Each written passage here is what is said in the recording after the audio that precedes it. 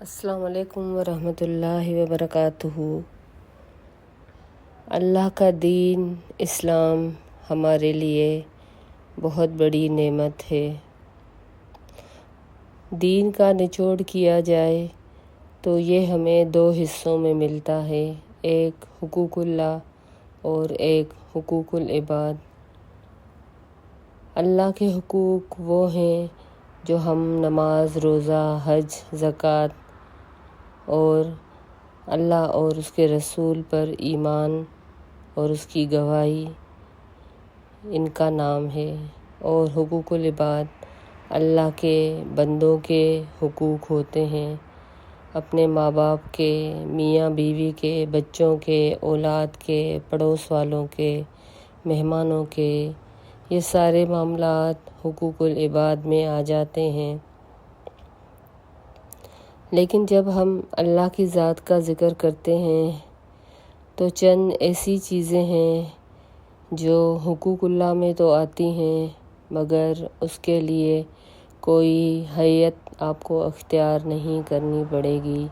جس طرح سے نماز کے لیے آپ کو ایک پابند وقت کے لیے، مقرر وقت کے لیے خود کو پابند کرنا پڑتا ہے، روزہ ہے ایک وقت سے لے کر مخصوص وقت تک آپ کو کچھ نہیں کھانا پینا، حج کے دنوں میں حج کرنا ہے، زکوٰۃ کا مہینہ آتا ہے، تو یہ چیزیں ان کی اپنی ایک حیت ہے۔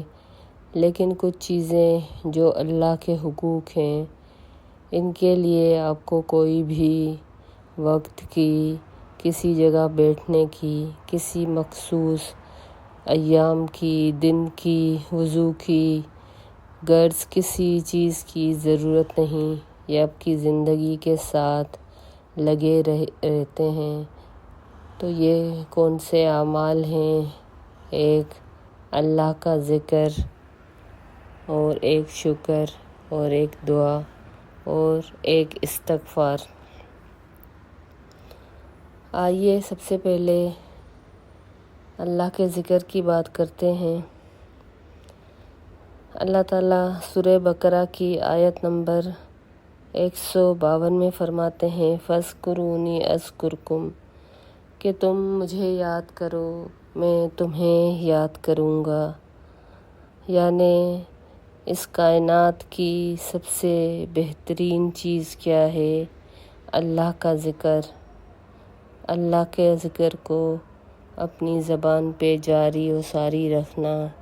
اس کے لیے آپ کو کسی وقت کی ضرورت نہیں، کسی ٹائم کی ضرورت نہیں، آپ اٹھتے بیٹھتے اللہ کا ذکر کر سکتے ہیں۔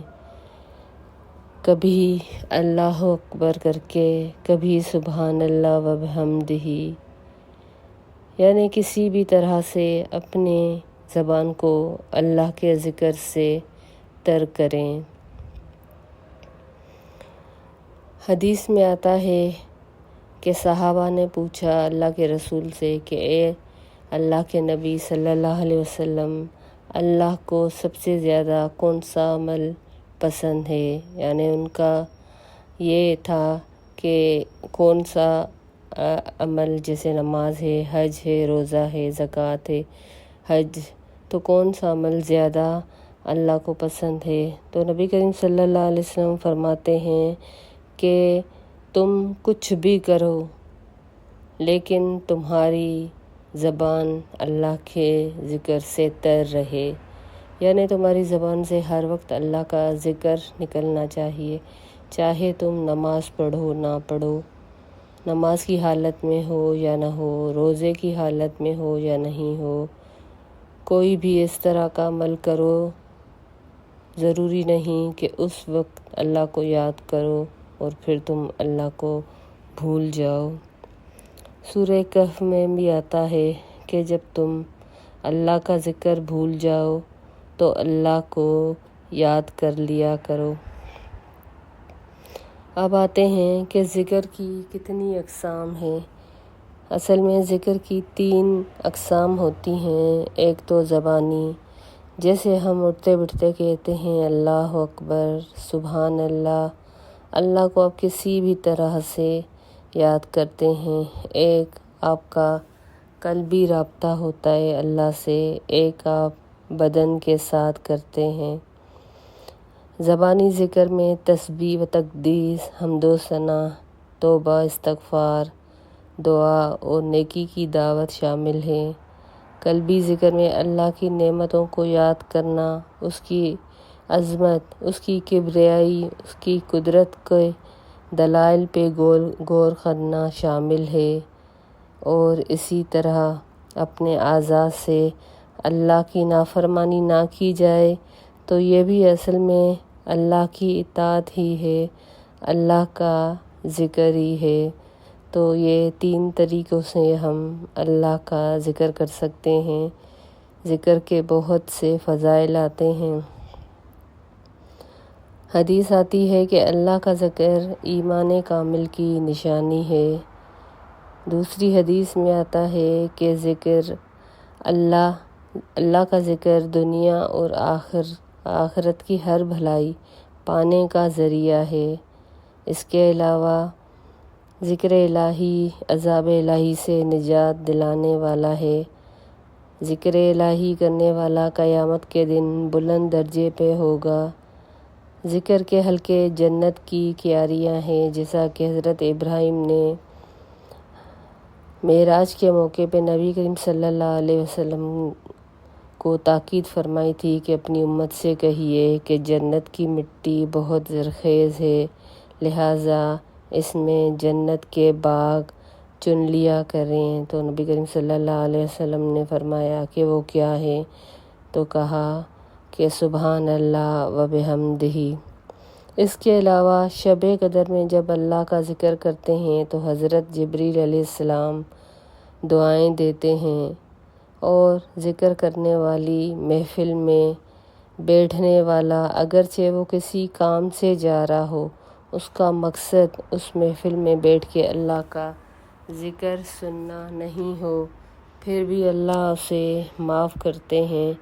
اللہ کا ذکر جب بھی کیا جاتا ہے تو شیطان دل سے ہٹ جاتا ہے، دل کی صفائی ہو جاتی ہے، اور اللہ کا ذکر اللہ کے قریب کرتا ہے۔